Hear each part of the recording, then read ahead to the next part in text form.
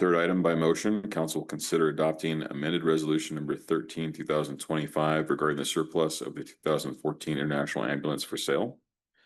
Item D by motion, council will consider approving resolution number 16 2025, approving additional license for off-sale alcoholic beverages at 292 East Vista Drive. Item E by motion, council will consider approving resolution number 17 2025, approving the city manager to enter into the contract for special services with the Shasta Valley Resource Conservation District. Item F by motion, council will consider approving staff to release a request for proposal for a complete tear off and replacement of the city hall flat roof and internal gutter system. Item G by motion, council will consider approving minutes from May 8th, 2025 regular and special meetings and June 3rd, 2025 special meeting.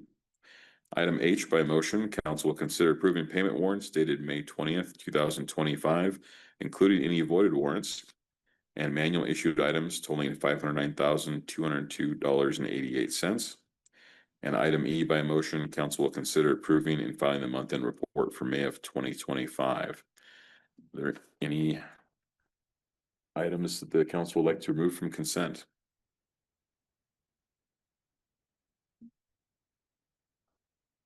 None from, if I don't, you don't hear any, so I'll make a motion to accept the consent agenda as written. Second. Okay, we have a motion and a second. Can I ask a question? Of course. In regard to B, the second reading of ordinance 485-2025. If I was going to make a request to table, would I do it now? Yes, if you want to remove the item from consent to move it to regular business, this would be the time.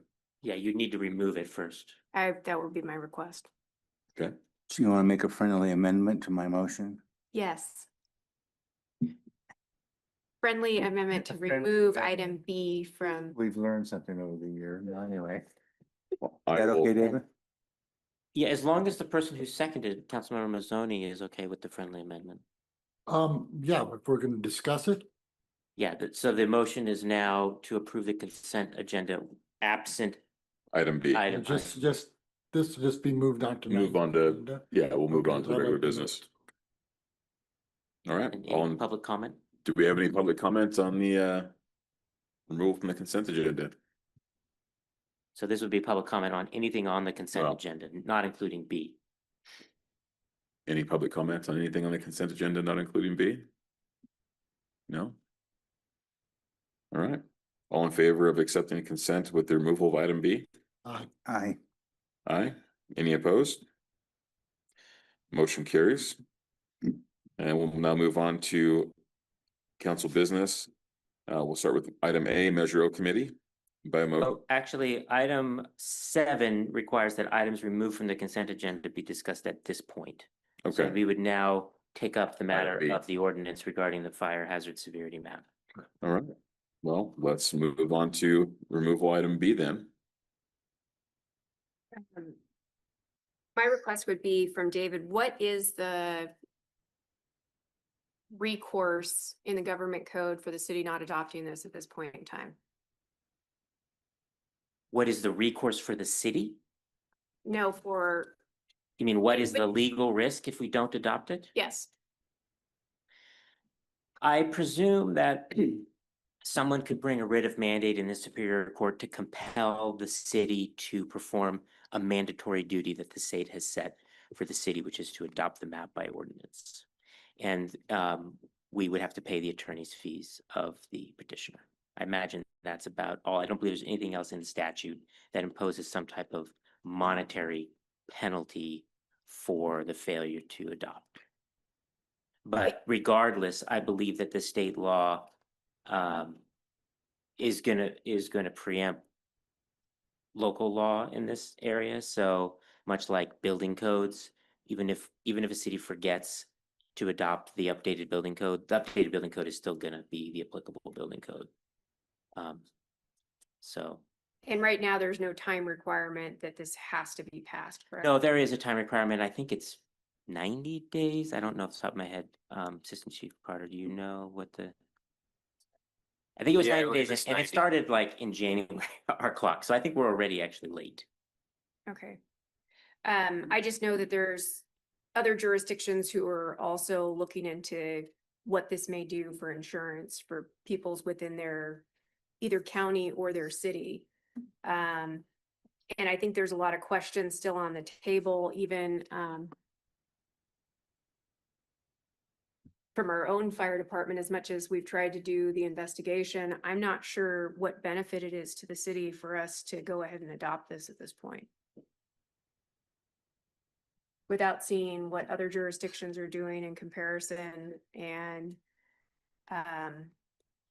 what I am highly concerned about is I do believe it's a flawed study based on what we've received. I'm highly concerned that the mill fire is one of the things that's being considered in designating the way that they've designated within the city of Weed. It was not a wildfire. And quite frankly, I think we would be doing a disservice to the people of the city of Weed by designating this as a high-risk area and allowing insurance companies to rely on that. If somebody wants to take a writ of mandate, I think that it would be interesting. I don't foresee any benefit from the community that we've been receiving. I think we already received a report that we would still receive the grant money for the fire mitigation, regardless of what we do with this.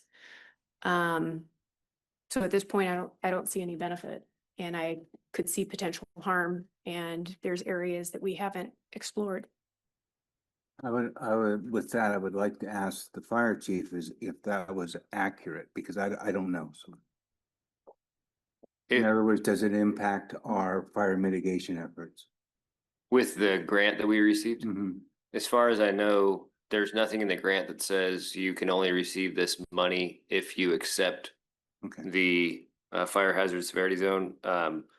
This updated map came out after we received the grant. But I can look more into my grant documentation here.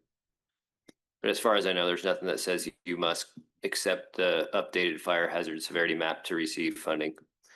Yeah, and it sounds like, and it's an unknown as to whether or not it would affect future grants.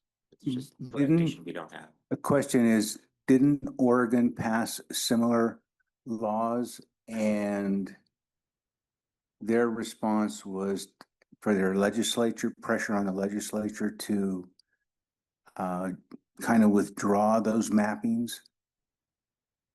Does anybody know?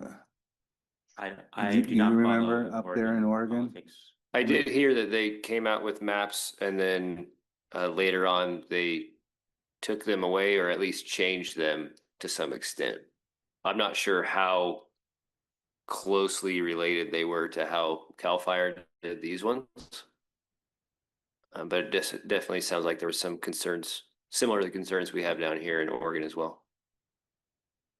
So could we direct? Is there a way for you to find out, Brian, Find out what, how the procedure was handled up in Oregon? I can research it, yeah.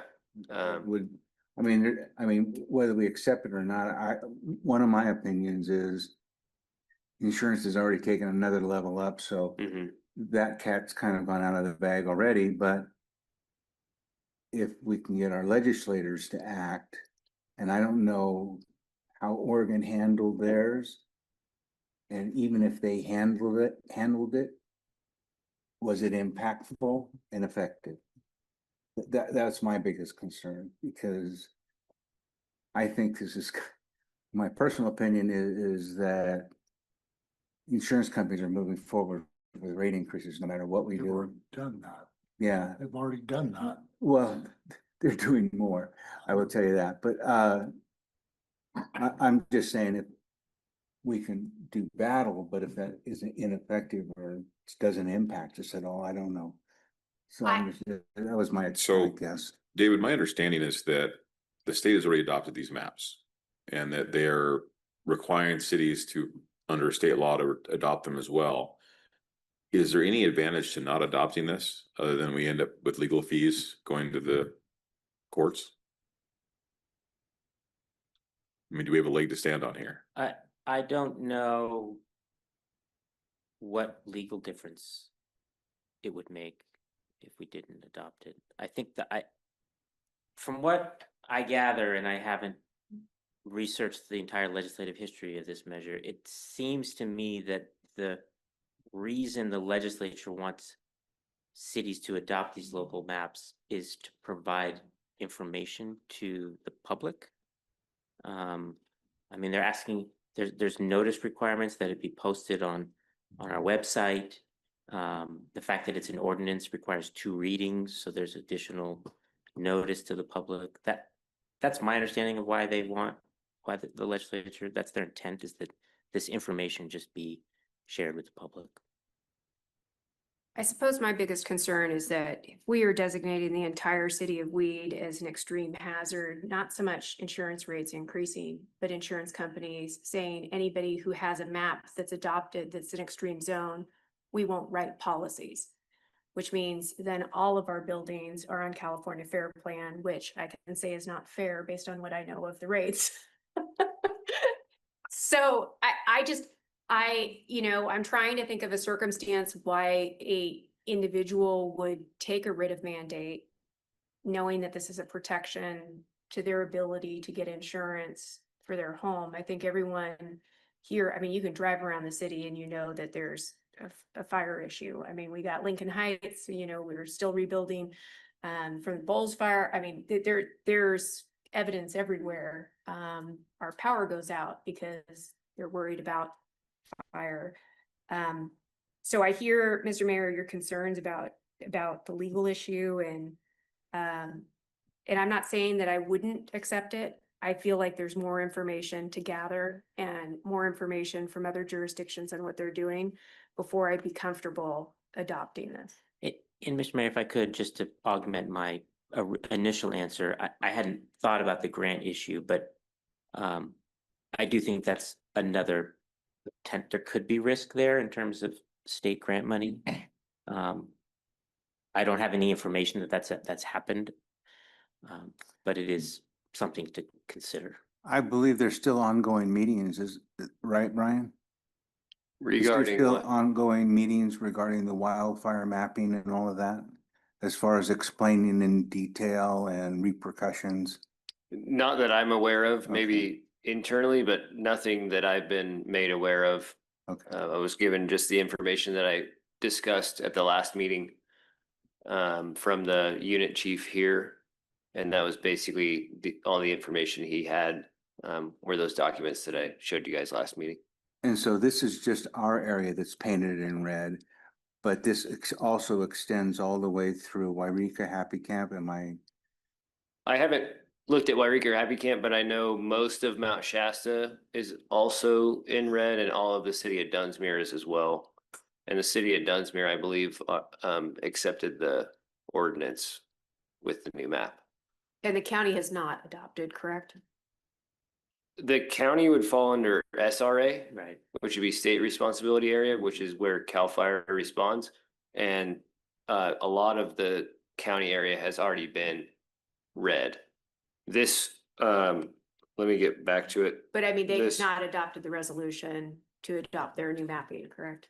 I don't I know don't if believe they have to. they did not have that requirement. So Yeah, the state responsibility area is everything in unincorporated areas within the state. mhm. And that has been under CAL FIRE jurisdiction as far as I Yeah. remember. Yep. But Cal- they never had mapping for the local responsibility areas before. CAL FIRE updated their maps in 2022 for their responsibility. This is for local jurisdictions. So this is the local jurisdiction and responsibility. I think if you see on the map, there's a bunch of white area. I believe It's that federal. is for federal land, Mhm. yeah. One thing from that packet from last meeting, under the frequently asked questions, it says, why haven't moderate and high fire hazard severity zone classes been classified before in the local responsibility area, which would be cities? It says new legislation, Senate Bill 63, 2021, now requires the adoption of all 3 fire hazard severity zone classes in the local responsibility area. Previously, only very high fire hazard severity zones were required for adoption in local responsibility areas. So that would explain why they're updating it. Mhm. And actually, from an insurance standpoint, there is insurance companies are starting to make agreements with the insurance commissioner's office to write a limited amount in high fire risk areas. So I don't really know. I'm the first one to go in for a fight on this, but I mean, I don't know if it will be successful because you can't force the insurance companies to write. The only thing they're offering is the FAIR Plan. The FAIR Plan is a conglomerate of all the insurance companies. That FAIR Plan is collusion, in my opinion, and I don't know why nobody's approached that, but I'm not in that area, but it typically was illegal for me to go, what's State Farm's rate, what's all states rates, what everybody, and then pool them all together and go, okay, this is what we're gonna charge. The FAIR Plan is allowed to do that. So it's So- kind of strange. The concern here is that this may affect things such as insurance, but my understanding is that insurance writing is superseded by the state's map, whether we adopt this or not. Insurance companies are, I don't think it's hugely impactful to the insurance companies. They've already been proactive on it already, so That they have. it's So what other, horrible. so what information do we need to get them? I mean, we're basically, to me, sound like we're tied in with what the state is telling us what we need to do. Am I misreading that? No, that's I So I mean, if there's, I'm not disagreeing. I'm not saying what further actions can we take? What more information can we receive? And if the chief can get more in, that's one thing, but if we're tied down, I'm open to a lot of suggestions. I just want to be clear on what we're going. if we table it, what direction would you like us to go? I would like to know what other jurisdictions are doing and if they're adopting this. And in jurisdictions that have adopted it, whether or not they've seen any negative impacts to their community based on the adoption of the map. And who do we have to send to go do that, though? That would be, Well, I've been in discussions with other communities and I'd continue those discussions. I think right now it's the great unknown, and sitting up here as a city council member for Weed, I look at what is going to benefit our community by us adopting this. And short of the potential legal issue of filing against us, which I think tabling it and allowing us to have time to look at the other jurisdictions, necessarily a writ of mandate wouldn't happen immediately. And my guess is that any court is going to say you have to give them enough time to make a decision on what they're going to do. So I really don't think that there is a threat of legal action right now, and I see zero benefit to the community with a lot of unknown. And so I kind of stand at, we don't have enough information, and I'd like some time to see what jurisdictions do. we can table it. I mean, I don't think this hurts anybody since we're already late. Say it too loud. All right, well, we've got a motion to table. Do we have a second? Do you want that, does that motion include direction to staff to do some research? And if so, what would that be? Or is that research that the council is conducting on its own? I'm happy to undertake that. I know our staff is I'd like- extremely taxed. Keep the, I mean, that's who our taxes, so. If If- there's any more information you can gather, chief on it, then I would appreciate it. Or any communication amongst other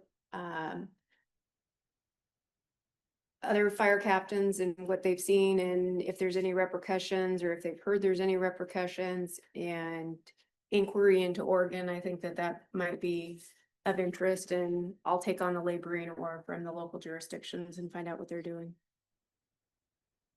So we have a motion then to table with direction to staff.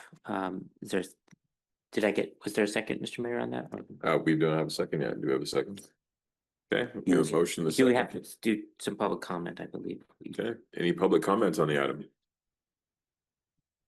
We actually have public tonight and they're oddly silent. Okay, any other questions from council? Okay, we have a motion and a second. All in favor? Aye. Aye. Any opposed? Motion carries to table item B for the fire map jurisdictions. All right, our next item is a public hearing. The city council will hold a public hearing to consider the review of the community development block grant, eligible activities, and collect residents' views on housing and community development needs. Our proposed project is the Bulls Creek Stormwater Improvement Project. So now we'll go on to our staff report. Yes, council, tonight we have Brandy from Great Northern to give a presentation. We are going after, we are looking to apply for some funding for the Bulls Creek stormwater. We do have a bottleneck there on Main Street that has caused flooding for years over there by the old Leschwall building. And we're looking to go ahead and make those improvements and hopefully get that squared away. All right, well, we'll now open the public hearing and we'll hear a presentation from the consultant.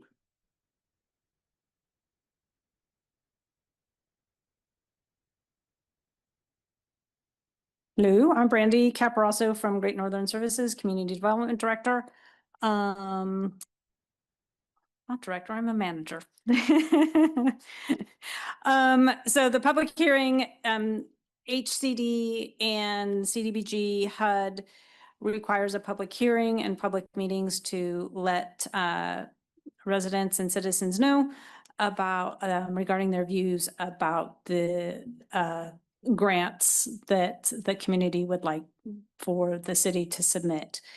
So this is their opportunity to voice those opinions. The following information that is in here is from the 2025-2029 Federal Consolidated Plan from HCD to HUD. We did hear this week that HUD had no comments and that it was accepted. However, we can't, we need to make sure that we're keeping this in the back of our mind. If the 2025 NOFA comes out and it's different than this, it's different. The NOFA has not been issued yet. This is what we believe it's going to be because it was in the consolidated plan. The amount of funds that we believe are going to be available for the jurisdictions is about 3.4 million. No, that's a little bit higher than that. 34 million, sorry. It's not on here. So the jurisdictions, especially Weed, can apply for almost any of what can be submitted for an application. So planning, which we've already done for the Bulls Creek, that's completed, and now the NEPA is complete. Well, the NEPA was completed under the CDBG planning document, but the rest of the permits and easements are wrapping up as well. So it's basically shovel ready. They can apply for public services, economic development grants for local businesses, housing rehabilitation projects, infrastructure projects, which this is an infrastructure project, a public facility improvement grant, or other types of projects similar to that. The total number of jurisdictions can submit a total of 3 applications, one from pretty much each one of those categories. The total limit for a jurisdiction can be 3.6 million for the entire three. If they're going to do 3, or if you do 1, you can do 1 within limits. So a planning public service, that application cannot exceed $300,000. The project, so that would be the example, the Bulls Creek project would be 3.3 million. And the program application limit would be 1.5 million. We did get an update of how the NOFA is going to be released. It is going to be released sometime this summer. They're saying maybe July, but it's HCD. We don't want to take them at their word necessarily until we see it with our eyes. They did say that they're gonna have a 60-day period where when they drop the NOFA, that it'll be a review period. And once that review period is open, you'll have another 60 days to submit the application. And unlike last year, it will not, none of the applications are supposed to be first come, first served. They're all gonna be scored on a competitive basis. I don't know what that scoring is yet. We won't know that until the NOFA comes out. Great Northern's the sub-recipient. We're assisting writing the grant.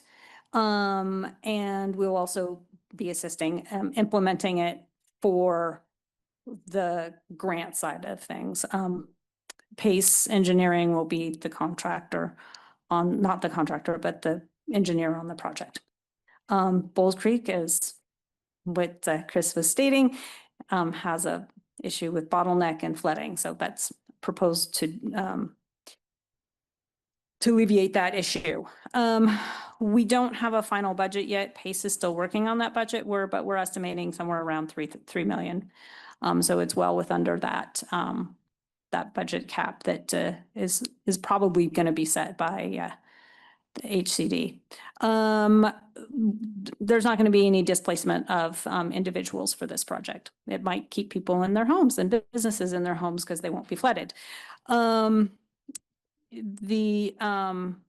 Weed has benefited from quite a number of CDBG projects in the past. The two most recent ones are the city water line and the SCADA system, which we're wrapping up. And then we also were conditionally awarded, and I don't know the update on that. They should have received the award notification. And here we should receive shortly the standard agreement to execute the master plan for infrastructure improvements in the Lake in the Heights neighborhood. So and that's all I have. I can answer any questions anybody has. What constitutes public facility improvement? Any sort of building that the public uses. So it cannot be City Hall, because city business goes on in City Hall. It's a government building. If the library is owned by a government entity, a library can be upgraded.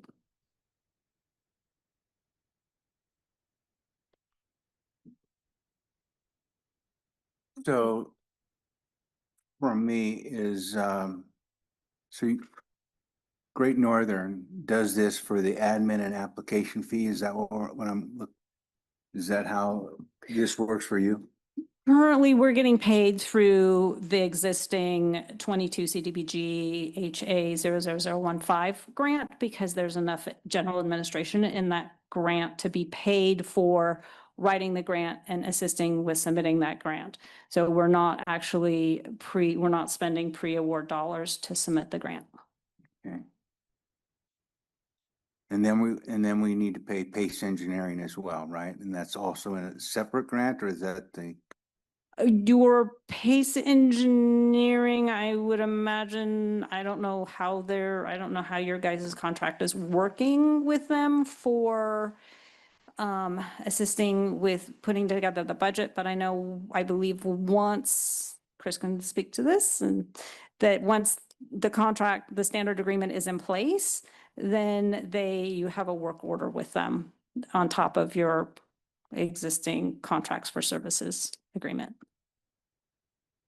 So I'll follow that up with Chris in a minute, but Bowles Creek, right at the juncture there, are you talking about the juncture above where the Main Street and East Lake Street meet, or are we talking at that juncture? No, at that juncture. So if you got we have that creek that runs right along that old Les Schwab building. That's the one that's gonna actually get replaced. Okay. So that area is also in the National Flood Zone. So doesn't the Corps of Engineers have to give approvals on that? Yes, and they have. That was part of the permitting process. Was it? Yes. Okay. And they said they could do that for $3.3 million. 3 million. The last budget we had was actually under 3, but that was budget was a year, 2 years old. So Pace is currently working on that. And they know the budget is 3.3 million, so. Or we assume it's 3.3 million. Are we gonna do anything with where Bowles Creek splits off? There's Bowles Creek that comes down, but there's also a spot where it splits off when there's a lot of water. And that water goes underneath the travelers. No, so what it's doing is it's basically starting at the Ripon Bridge. The bridge there on Ripon Way that goes behind Hilo. Okay. And it's ending just on the other side of Main Street, right next to Hecker's old building. Okay. All right, gotcha. It's Branch, Bowles Creek. Hmm? Some that's a different branch. Yeah.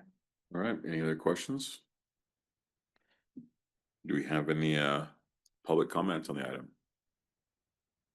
There's a public hearing, so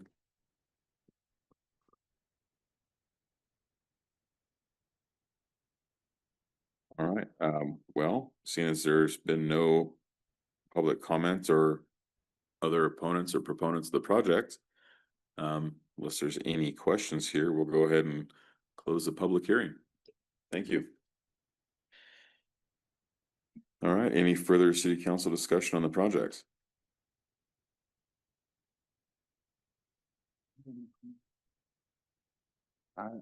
I'd like to see the numbers because if I remember correctly, and I'm trying to think, it was Charlie Bird and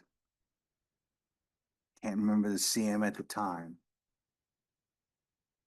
But that was over $2 million then, and that's 25 years ago. So I would like to see the numbers on that one. That's the only thing that I'm concerned about, is that I know that when we've delayed projects in the past, they didn't go down. So I would just like to make sure that we see the numbers. Yeah, so before we'll actually come back to city council to adopt the resolution, and at that time, it'll have the budget for the entire project. And the 3 million also would include Pace's fee and our fee as well. Okay. So, but yeah, no, there'll be a detailed budget that will back up the resolution that you'll have to approve, which will also designate the authorized signer and who's going to submit the pay requests and who can submit the application. So Okay. at that time, but we can't do that until the NOFA comes out and we know what's going on until Pace actually gets us Okay. a budget, an estimated budget. And then so far they've been pretty good. I haven't worked on a project yet that they have been, their estimates have been too low. So. Okay, thank you. All right, well, seeing as we don't have a budget or resolution, is there any action to take at this point, or is this information only for the public hearing? Okay. All right, well, seeing as there's no public comments and the hearing's closed, we'll now move on to council business. Item A, Measure O Committee. By motion, council will consider an appointment to the Measure O Committee Advisory Committee of one person for an open seat. And I can introduce Neva Barnett. She said she would like to volunteer for the Measure O Committee. Yeah. Neva she can explain, she's been part of the city a few years ago. Yeah, a few years ago. Hi, I'm Neva Barnett. Yeah, you've upgraded some things in here since I've been here, but there are some issues that are still going on. That creek underneath the Louis tires. Oh, boy. Yeah, I'm glad to see that's being addressed. Yes, Ken had contacted me about this committee, which I didn't even know existed at the time. But when I heard of what it is used for, I think it's our resource of the library, the senior meals, the community resource center are vital to our community right now. We've, without a local paper, we've lost a lot of ways to be in contact with each other and interact with each other. And I know I've used the library and the communities. I just think it's a vital services. Thank you. So I would be honored to serve on the committee, because I heard it only meets twice a year. Oh, you were kidding. More if you like. I mean, you can talk them into it. Any questions from the council? Because I think Melissa was on the board for a while. Good luck. Oh, thank you. How long has the committee been in 2 years service? now. 3 years, 4 3 years? years, Something like that? 2.5. Yeah. Since we first, Darrell and I were. Yeah, so about 2.5 years. Okay, So we don't need a motion. You can appoint. I do need a motion. Yes, Yeah. thank you. I'll make a motion that we appoint Neva. I'll second that. Okay, any further discussion? All in favor? Aye. Aye. Any opposed? Motion carries. Congratulations Thank you. Welcome aboard. yeah. from the thank Metro you. Committee. Thanks for And sharing. my only comment, some of you council members, get on your mic. It's hard, well, it's hard to hear you back here. Can you not hear me?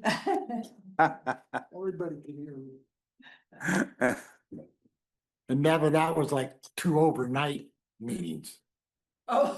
So just bring, You wait until you're yeah. done. Yeah.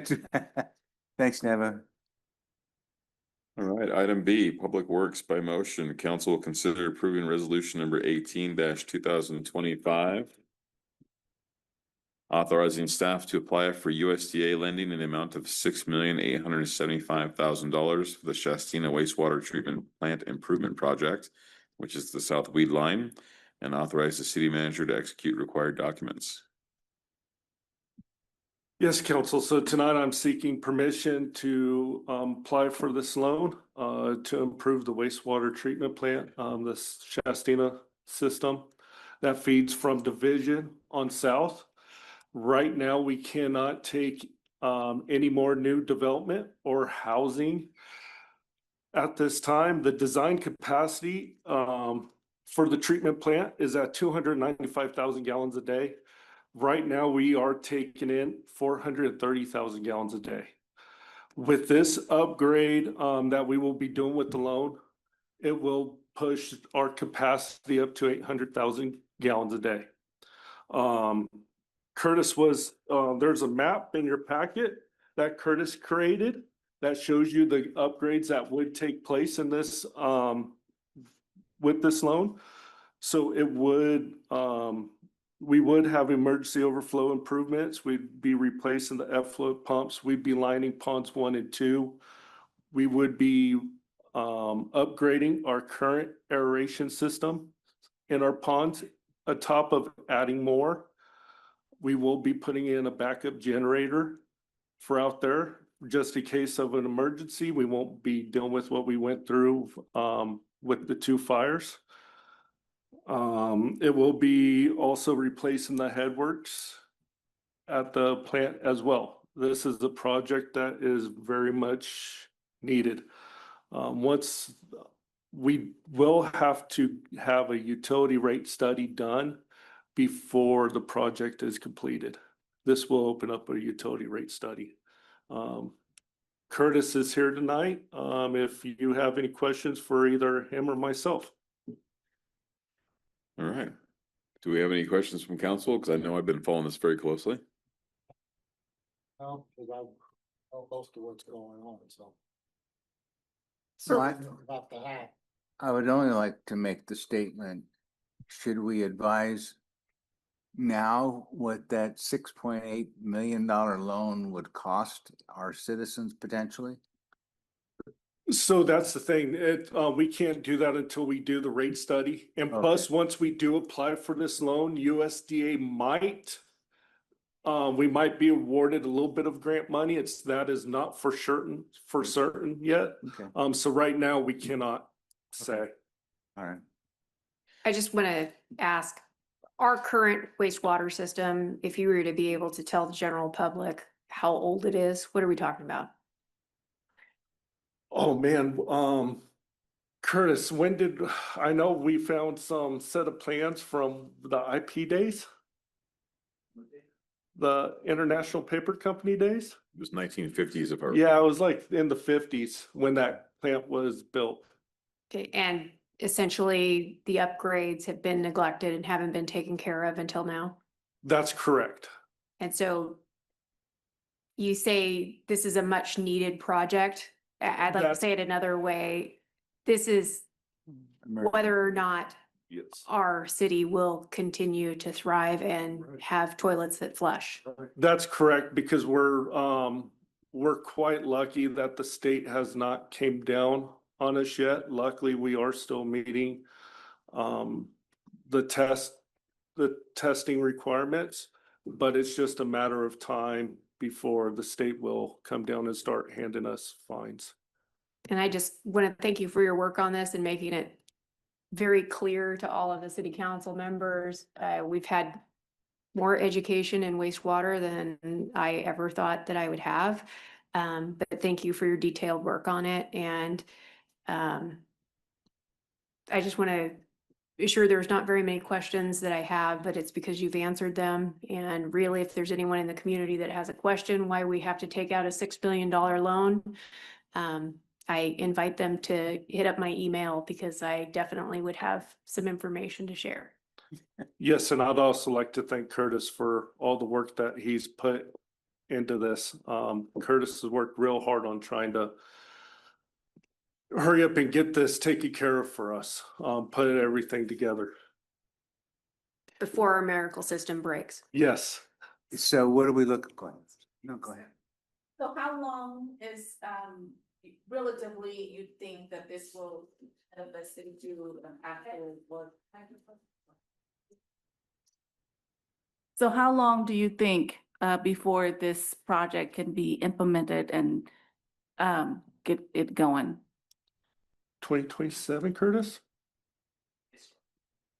Yes, start would be 2027, completion where we will be looking at 2028. Okay, very good. Thank you for your work. Thank you. Not soon enough. Yes. No, How not about soon. tomorrow? Shovel's ready. Right. Any other questions from The thing council? is that if we don't get this, like you said, it'll be catastrophic for the citizens, but we also will never grow any farther than what we are now. And we're already down, our population's down by someone told me around 1,000. And that's not good. That's Well- less income that's coming in. We need housing. There's just a lot of things that have been going on that hadn't been addressed, and this council gets the pleasure of putting it right on the back road again, and hopefully we can push this forward. And everybody up here has worked their butts off to get it to where it's at, and we know what all staff has done to get us to this point and pace. So just bear with us, bear with the city, and in the long run, I probably won't be here when it's all done, but you'll have a nice new city. On for the people in the audience and the 7 people that watch us on YouTube, to clarify what we're talking about here, because not everybody in the public has the privilege of all the meetings and hours the staff and council have put in on this. We cannot build anything from Division Street South. And so that means Bel Air, that means South Weed. That stops us from adding in new businesses, new homes to those areas of town. This is critical infrastructure, not just for the existing residents and businesses, but so that we can grow in the future. This is not something that we took into lightly to go into, taking a loan for $6 million. With that said, is there any public comment? All I think right. everybody would be dumbstruck by now, right? Pelted with rocks. Only a few million. Nobody run to their restroom and keep flushing their toilet, please. Yeah. And that's something that, to be said, if you have, leaky fixtures, toilets, faucets and things, please repair those because you're adding and contributing to that wastewater stream significantly. Do you need a motion? I will entertain a motion. I would move to consider approving resolution number 18, 2025, authorizing staff to apply for the USD lending in the amount of $6,875,000 for the Shastina wastewater treatment plant improvement project and authorize the city manager to execute the required documents. I will second that. Okay. We have a motion and a second. Any further discussion? All in favor? Aye. Aye. Any opposed? Motion carries. Now we'll move on to item C, finance by motion. Council will consider adoption of resolution number 19-2025, adopting the proposed budget for fiscal year 2025 to 2026. Good evening, Mayor and council members. I'd like to present you with the budget that we've been working on for adoption tonight for fiscal year 26, starting July 1st. We had some challenges this budget year, and I think we all put our heads together and worked really hard to come up with some solutions and try to allocate scarce resources and prioritize those to the projects and issues that needed to be taken care of most urgently. It's not the prettiest looking budget, but I think we've done a good job with coming up with solutions. We know what our challenges are. We know what we're dealing with going forward. And at this time, I'd just like to open it up to see if you have any questions or would like me to elaborate on anything.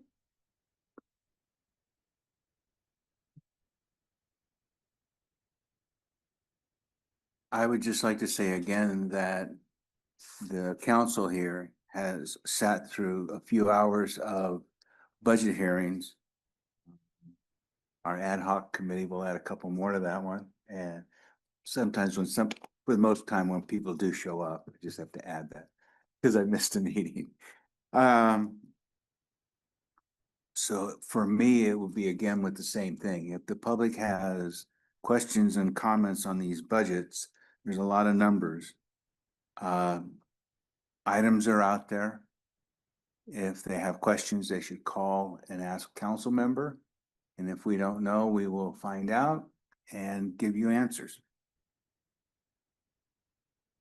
Jill, I have a more direct question. Yep. I think staff has done a wonderful job being positive, finding solutions rather than harping on the problems of the city. And that goes to all the staff. I think you're incredible in maintaining positivity, but the way that this budget looks, if there are not corrections, do you see the city becoming or in major trouble?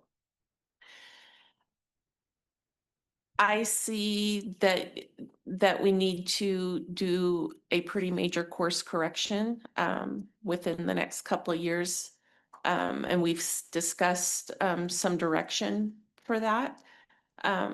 If a course correction is not done, I feel that there's going to need to be a major reorganization at the city of Weed. Okay, and major organization would be, we are concerned about our current employees. There will be a loss in city services because we will not be able to fund all of the employees and services that we are now providing for the city. And to break that down for somebody in the community who's listening, you're talking about an operational police department that has full staff, a fire department who is meeting the needs of our community, our public works division, who, quite frankly, I don't know how they hold things together. Those are the services we're talking about are going to have to be cut if we don't make this course correction. That is absolutely right. And I would encourage if the budget is adopted tonight, it will be posted on our website online.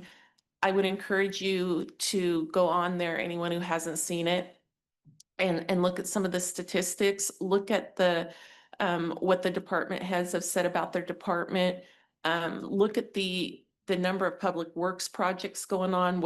There's so much going on with this city, and a loss of staff would be devastating we just wouldn't be able to continue what we're doing. So what I'm hearing from you is we've managed to cobble together a budget for this year, but we are looking at major concerns for our police department, our fire department, our public works division, the ability to use wastewater, to have a roof on City Hall, which for those of you who haven't been down to City Hall, that's a roof on our police department. An evidence room that is in dire need of some attention. A police department that at least is polished enough to attract law enforcement officers who want to work for the city. And that major course correction, whatever it may be, it's up to the city council to figure out how we can generate more income to be able to sustain those. Yes, yes. We have just a lot of cans that have been kicked down the road that have really come to fruition within the last few months. And as Chris talked about with the sewer improvement project, just things that, and the roof, so many things that have to be dealt with that we're really at the end of the rope. So it's not pretty this year, but you know, we just got to keep moving forward. One thing I'd point out to the council is that none of the departments, City Hall, fire, public works, or police, there are no frivolous capital outlay. There's no capital outlay projects in the budget. So that's new public works, new fire equipment, new equipment for public works, whether it be heavy equipment or pickups. None of that is in any of the departments. And there are needs there that aren't being met. You know, they're being put off for another year. They've been put off in the past, but eventually those will catch up to everybody.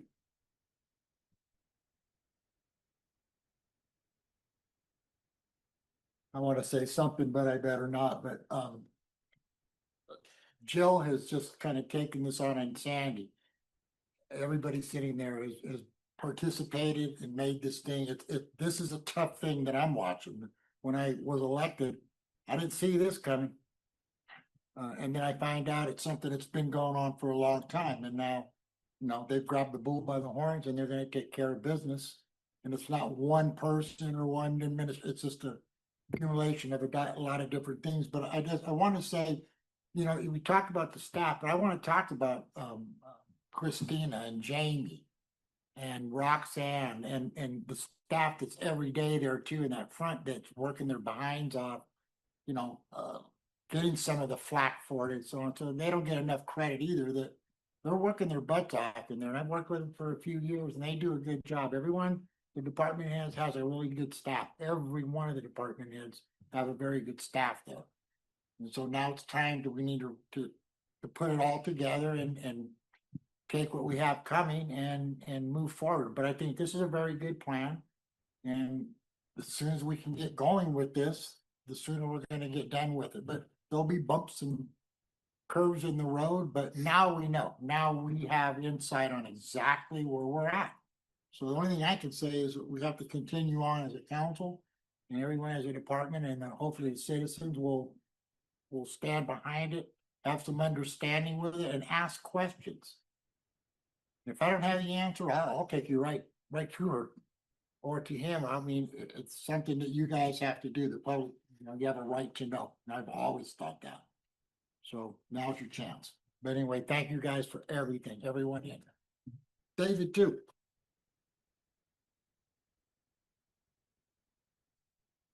So we're on the right road. That's my opinion. We kind of doom and gloomed it for a couple budget meetings, but I think we came up with Well. adequate solutions. Thanks to the staff, like everybody said here, and Jill. At the end of the day, we've had decades of neglect or, I guess, kick the can down the roadisms that have gone on. And now, we have And a staff and a faltered. council who's willing to grab the bull by the horns, as has been said, to make the corrections that need to be made. So it's gonna be, not gonna be easy, but it's gonna be worthwhile. Agreed. All right, any questions or comments regarding the budget? Public comment? Do we have any public comment? It's rare to have a public and even rarer to not have comment, so. I move to consider adoption of resolution number 19/2025, adapting the proposed budget for the fiscal year 25-26. I'll second. Okay, Mark. Okay, we have a motion and a second. Any further discussion? All in favor? Aye. Any opposed? Motion carries. Next, we'll move on to item D, transient occupancy tax. By motion, council will consider requests for TOT and approve allocations. Before we begin, would like to publicly inform that I am involved with the Chamber of Commerce in the board level in a non-paid position. So that's same as last time we did this budget. We have any other council members that have declarations to make for? I am a nonprofits? member of the community, I am the president of the Community Resource Collaborative in Siskiyou County. And also a member of the JPA, although I don't think they're asking for funding. So do I announce that? Not if they're not asking for They're not funding. asking, okay. So I would just ask that those disclosures be included on the minutes for the official record. Thank you. Okay. All right. Where's Vanna? The thing is you knew who I was talking.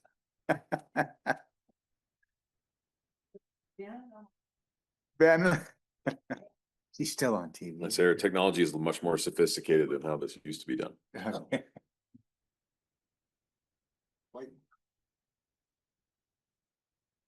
We got 3 minutes? Okay, go.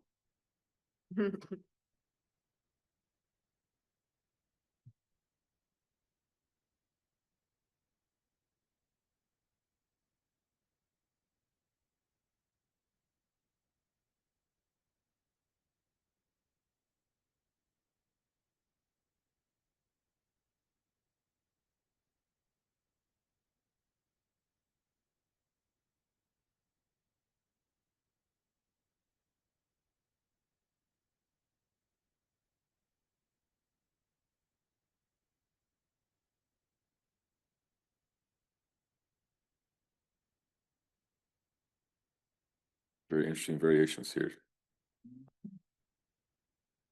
I like that blind request, though, CM1, CM2. That's a new one. Spin the wheel. Okay.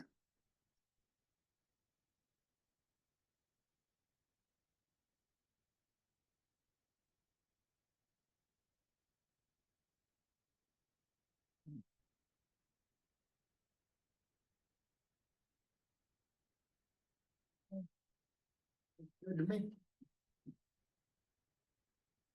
Can't make everybody happy. But you can only go as far as what's allocated.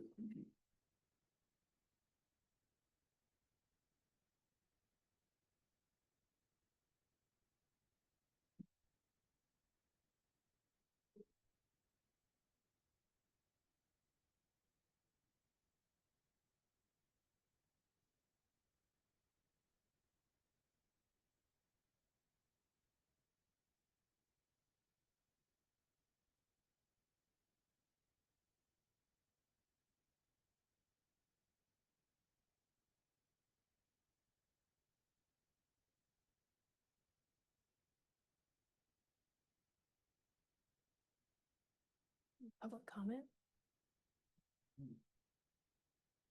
Beginning?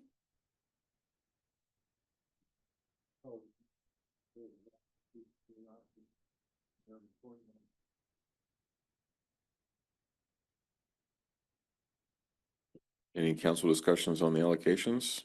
Do we have public comment before we move forward?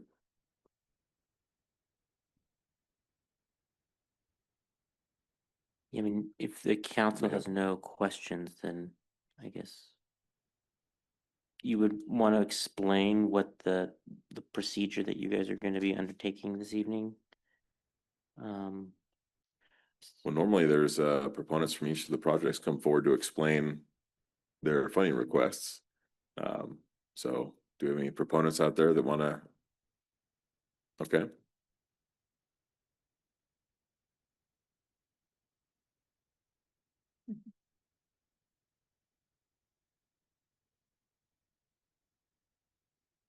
Good evening. I'm Nancy Irvine. I'm the Executive Director of the Weed Chamber of Commerce. This is Susie. She handles memberships and sponsorships. And this is Glenda, our bookkeeper. I'm sure you all know Glenda. She was a past director also. I can't believe that it's been over a year since I took this position. I have learned so much about our community. I have made friends with many of you. We have a great staff, which I just introduced. We all have the community of weed, business and personal, and as our biggest priority and best interest. We are the hub for information, promoting local businesses and attraction to visitors from all over the world. We help drive revenue to restaurants, lodging, retail, outdoor adventures. We offer maps, brochures, recommendations while providing space for locals to learn about their own community.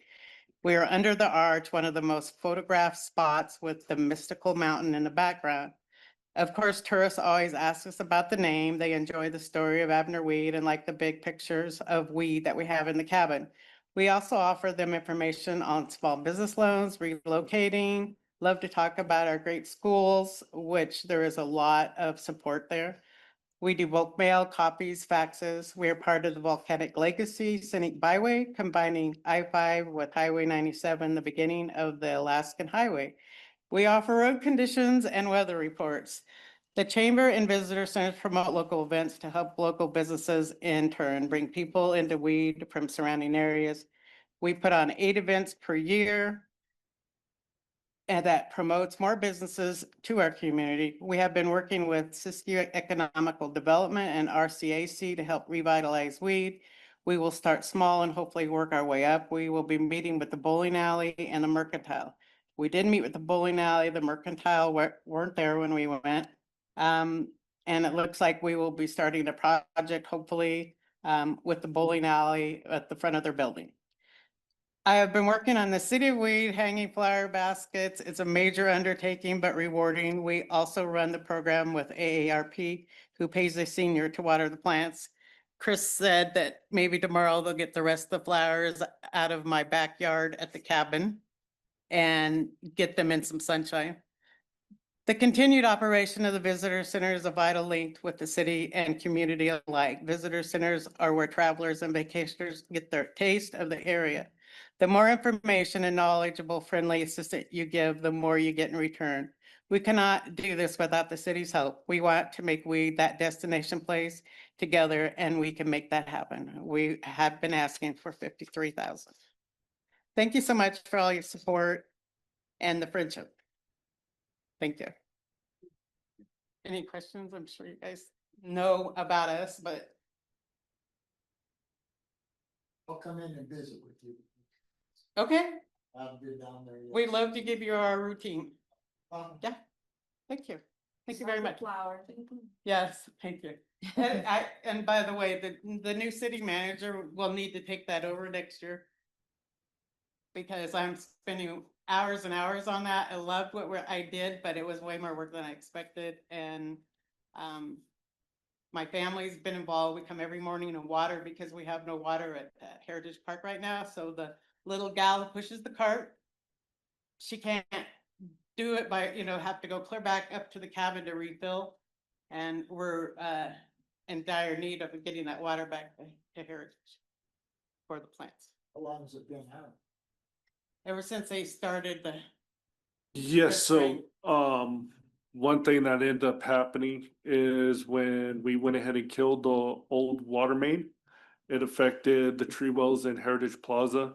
We are working with Timberworks to try to get those hooked up, and I know that they were working on it all week to get everything reconnected. I was out of the office today, so I do not have an update for you today on where they're at on that. No, you gotta get it as soon as you can. That's the last time I show you where those water mains are. does anybody know where there's another faucet downtown? Not that, there's one on Joe Gannon's old building. It's on the outside. I used to fill the bottles up and fill them with a bottle, and go from tree to tree. Oh, really? Yeah, So- really. My wife used to go again. Okay.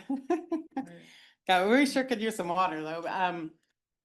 We're gonna try to get the lady back to, well, once Chris gets all the there's only 10 poles done right now.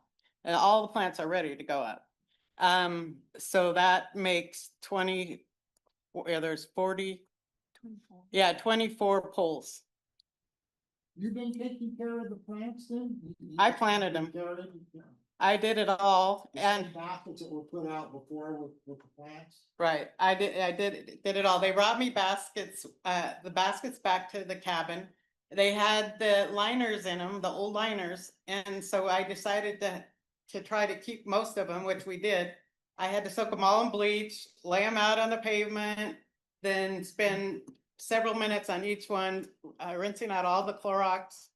And then I had bought new liners, rolls of liners, so I put them inside of the old liners. So they have extra liners this year, so they Or hopefully. they just. What was wrong with them? They had mold. And Tim said we need to throw them away, but I looked it up and there was a way to save them, so I did. So I'll just add, she's saved a significant amount of money by putting her own labor in the chamber. Yeah. It And I was, want to thank my family because they have helped me. My husband comes every morning. Yeah. Thank you very much. I You're would like to also offer. Last year, I believe, I think it was last year, AARP. Gave a worker, have you? Right, I'm in charge of that. Okay, She's ready to go. It's just that it's hard for her to have to go clear back to the cabin to fill. It takes Gotcha. 2 tanks to water the plants. So that would mean she would water one side and then she'd have to go all the way back to get water. And she's elderly, so you have to be on AARP coverage. So yeah, I'm just trying to figure out what to do about her because she's ready How often are you watering? every day right now. Because I want them to catch hold. And we did have some very hot weather. We did have the one night of rain that I didn't have to water, so So every day you're watering those plants? 7 o'clock. Mark, there's something else besides working you can Well, I'm do. in my brain's working. I don't know if my mouth is gonna. I'm trying to think of something. If we could get I a wasn't faucet. aware that was only in charge of. Let me think about it. Okay, Help you. I'd appreciate that. Thank you.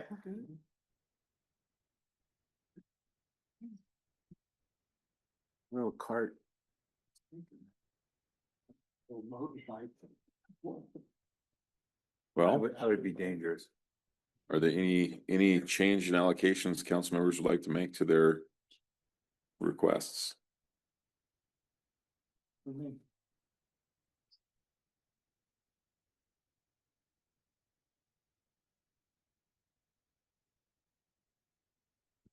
Oh, fun. And that stuff.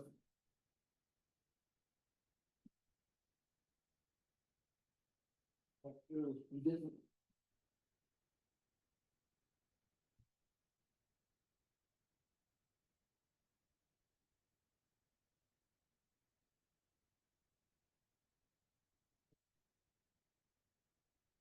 I think I'm kind of okay, but I'm looking at based on my organization, we're fine. I'm concerned about the chamber.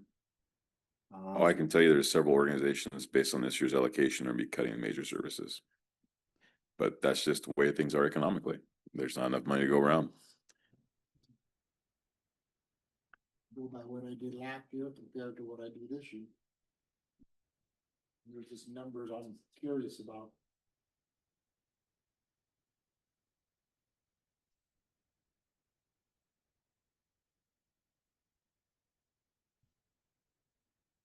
Well, definitely nobody got what they wanted. That's. This is true. Exactly. Nobody got what they wanted, that's for sure. But that comes when the time was, I think wasn't last year, we had a lot more money because we had that year and a half. That was also something that was that the year before? Okay. You know, the big issue is TOT is down overall with closed hotels and whatnot, so. Look at what it was last year. What was the amount last year? That was projected for this year. Right. What was, what was? What last- was last year's? That's in column K. Last year's dollar amount for allocation, it was 76, yeah, Yeah. right about. Not that much. 56 now, right? 57, was it down?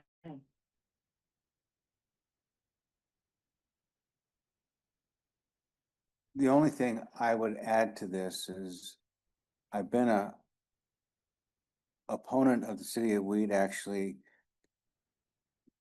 kind of taking from the TOT, and I know other communities do whatever they do, but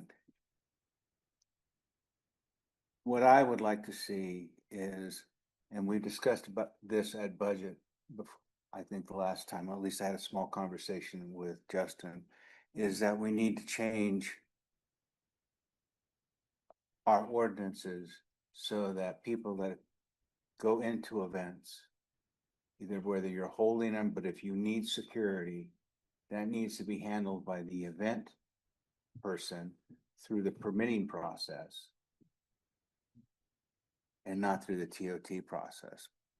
That's kind of my feeling, is that those who have the events need to pay as you go. Now, some of those same people are in here. So this just kind of swamp, but still overall, it comes to mind is we had the one cannabis shop wanted to have closed for a week. We wanted, the other cannabis shop wanted 4 and 20 or whatever they called it. But there are other events. We receive requests regularly for extra police. We had one just today. But that's not just for my department, that's fire department, public works as well. The setup of the stage is, it doesn't even, when we do charge, it doesn't even cover the setup. One of the more recent But I'm saying, requests can't we organize? was $1,500 was what it was going to cost to set up the stage. That's minus $1,300 because there's a. Right, and really, it's too late in the year to allocate much kind of intervention with the Carnivale issue. But as you move along, to come up with something that the person that holds the event figures that into their event charges. So Right, if that's it's a something we have cheaper- discussed is the So- need to set up some sort of established fee structure for somebody that wants, Well, police, I think should be just. but a it normal- needs to carry over to also public works and the use of the trucks, the traffic cones. I mean, other cities do that as well. So that's something that needs to be established. And that's the way I'm thinking of it, so. It takes it out of the TOT process. But it doesn't short public works or short PD or the fire, whoever's has to be there. So I would like to see if you guys could come up with some numbers. We would have to do an ordinance, right? Of some sort, to keep you busy. I think you're just saying that we need to create a fee schedule for encroachment permits, which basically every other city has. He's doing it already, yeah, so it's not a miracle. but- Is that by A word? fee schedule can be adopted by resolution, Okay, and we are working on an encroachment permit ordinance right now. oh, are you? Okay. Yeah. So you guys are working on it. All you had to say was, we're working on it. Well, right, Yeah. but those are discussions that we've had in the past, but. Okay. Perfect. All right, well, it sounds like there's no changes from each council member on their allocations, I would allocate a lot there anyways. so.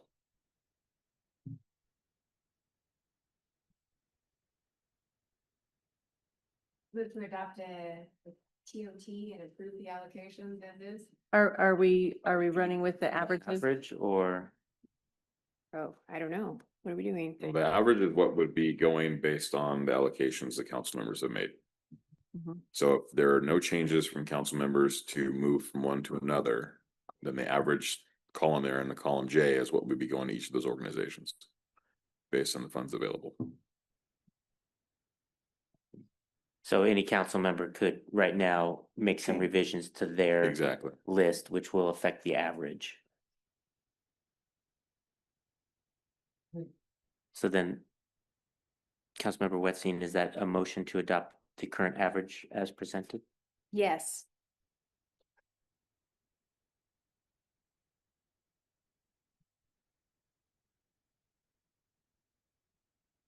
I'll second. We have a motion, a second. Any other discussion? All in favor of adopting the averages presented? Aye. Aye. Aye. Any opposed? I'll go aye. I'm struggling. Do we need a roll call vote for this? No, it's fine. I'm good. Was that on the yays or the nays? That's a yay. Okay. All right, well, motion carries. That was unanimous. All right, we'll move on now to staff reports.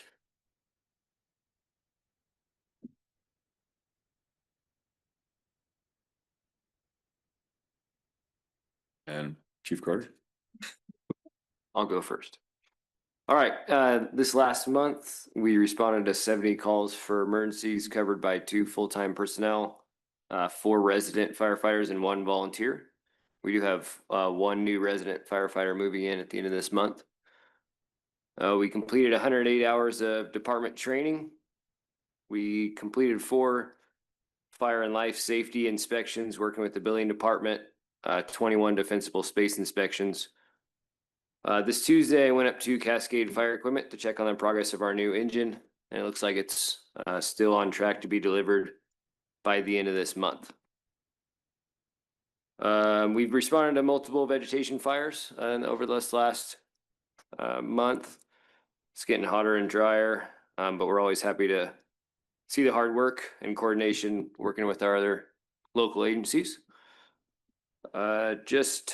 I believe Wednesday, we received a donation from Crystal Geyser for the purchase of many items, including some radios, some equipment we need for fitness related stuff required to respond to certain emergencies, and a few other items. I spoke with Stephen Decatur from Dunsmuir City about creating a Firewise community. They've been successful down there. And he gave me a lot of good information. And basically, in summary, the Firewise community is created from within the community with leaders in the community, not necessarily something that comes from the fire department. We're more of a supportive role in that. And I did email all of you some information regarding that. When you get a chance, you can take a look at that. But for the next month, I'll be working on researching more of the fire hazard severity maps. We'll be getting the CEQA and bids started for our fuel mitigation project now that we have that agreement with the Shasta Valley RCD. So thank you for that. And talking to community members with the Firewise community. And then the last thing is this week we've been assisting with a kids fire camp that's going on at COS. There's about 60 kids, I believe, starting at around 8 years old to 13 or 14. So it's been fun. Good opportunity to just kind of show them and give them the opportunity to experience different activities related to the fire service. So that's all I have, unless you have any questions. I have a question. Yeah. Have you been going out and going around looking for the long grass for people's houses and backyards? And like you've been doing it for years, and you go around and make sure everybody, the property owners are cutting down the grass. Like, for instance, behind my house back there, behind where the Green Church was, that's way up. And I know that at least some of these is sort of done. Not just mine, that whole area there. I'm just wondering if you guys are going out doing that and sending letters out for pavement. Yeah. When I mentioned that we completed 21 defensible space inspections, those are included in that. The defensible space inspection is those. So I sent out 21 letters to property owners to start cutting back their grasses and removing dead vegetation from around their houses. But we kind of do it in a kind of area by area. So we'll keep working along and yeah, so that's included. I'll see you guys. It's at TNT, it's probably usually the same people that are, you have to send the letters to every year. It varies, but yeah, there's usually more of the empty lots or larger lots are the ones that we have on a normal basis. Over the years, though, we've had quite a bit of success of people working with us and taking it seriously and working on it to get everything cleared up. So Appreciate that. yeah. I've cut my area down twice already, because I Yeah. didn't want that letter, but. But I ain't that down on it. Thank you. Thank you. Can I just ask a few questions about Firewise? I know that the California Fair Plan offers a percentage discount on a Firewise community. Is that consistent with what your research was? Yes, after speaking with Steven too, he advised me that the California Fair Plan is the only one that provides a percentage, and theirs is 10%. Other insurance companies vary. I know some of my family members live in McLeod, and theirs was $10. So it just varies depending on the insurance company. But there is a state law that says that insurance companies shall give a discount, but it does not state how much that discount is. So if somebody is willing to put together a Firewise committee, I assume that the volunteer department of the city of Weed could provide them guidance on the steps that they have to take to be able to get us up to speed, to be able to get that 10% if people are on the California Fair Plan. Absolutely. Yeah, that would be our role, is supportive and kind of a advisory, able to push the committee in the right direction to become a Firewise community. So. I would tell you that it's usually based upon, there's several ways to do it. One is through clearing property. And the second is how much money the group, you can set it up in sections. And if there's a certain section that spends enough money on clearing land or making something fire safe, you can also qualify with a smaller group. But I would tell you, he's right. The discounts vary from 1% to 10%. It's in some cases, people are expecting a lot more than they get. It's really disciplined business. I mean, And with talking to Dunsmuir, they've been successful. They were the first community in Siskiyou County, and there's a group of people creating a Firewise community in Hammond Ranch, and that one would kind of marry up to where a potential Firewise community would be in the city of Weed as well. Yeah. It's a lot of volunteer hours essentially from the committee that create projects, community projects. But the work you do on your own property can count towards those volunteer hours. And it's all stored online on the Firewise website.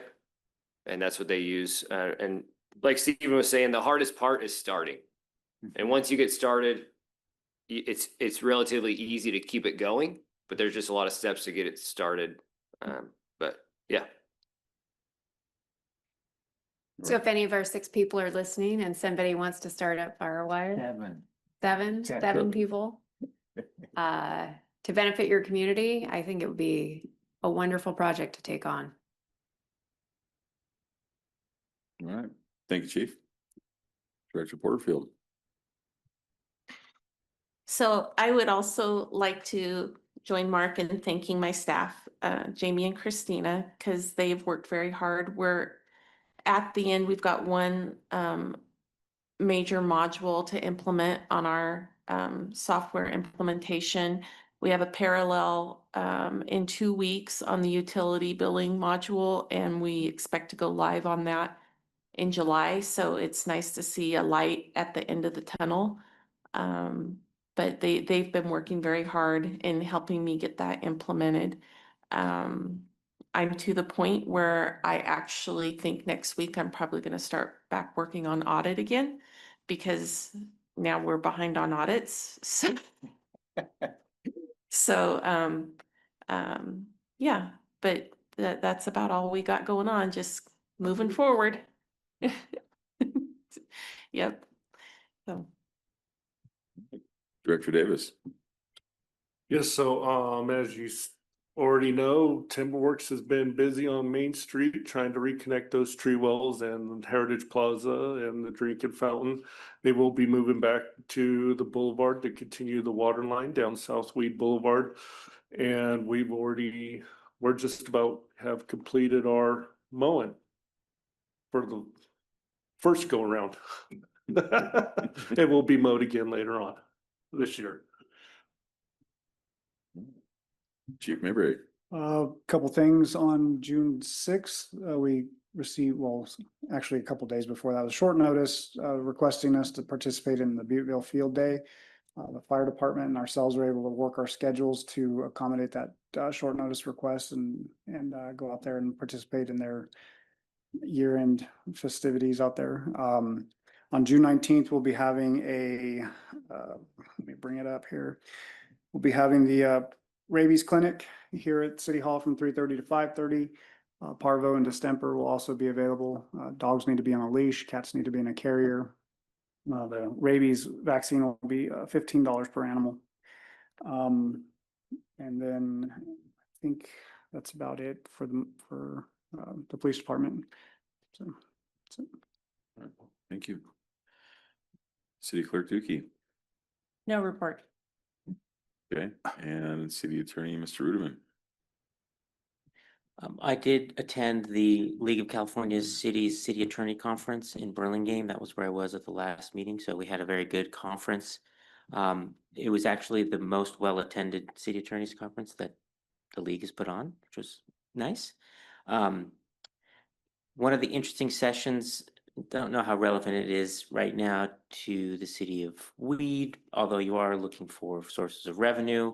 The latest area of taxing in the tax wars is taxes on streaming services. So there are a number of cities, I think Santa Barbara is taking the lead, that have utility user taxes that they are, and franchise fees on broadcasting, which we have, and they are applying those to streaming services because so many people are cutting the cord to cable and they're going to streaming. And so there's a large loss of revenue. And so Santa Barbara is currently in litigation with Disney over their attempts to tax people's streaming services. So that's an interesting one. Also, a really good panel on cybersecurity and some lessons that some cities have had who have been the victim of ransomware attacks. So that's not going to happen here, of course, but did get some good background on ways to avoid or mitigate risk related to that. So all in all, it was a very good conference, and I thank the council for allowing me to Zoom in last time in order to attend it. And City Manager, any additional reporting there? Nothing additional, but I know the property you're talking about with the tall grass. We'll get with the fire department. That out-of-state owner actually happened to be in town this week, so it'd be a good time to give them a notification. So I'll talk to you later on, okay. I'll take in my list, my neighborhood. So for anybody that's listening in my neighborhood, mow. All right, next is to adjourn to closed session. Closed session. Second that, all in favor? Aye. Aye, we are here so adjourned to closed session.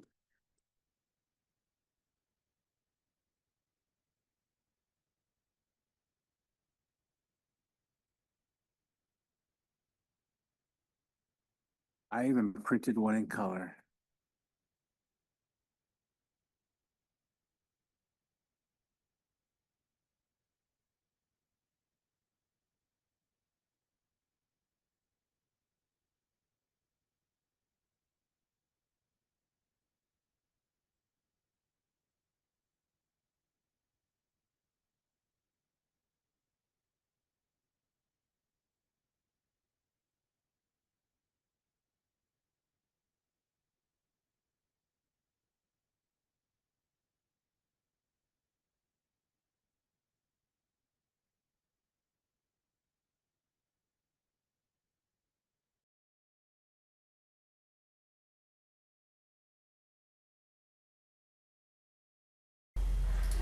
make necklaces for anyone, I filed sharp edges off, so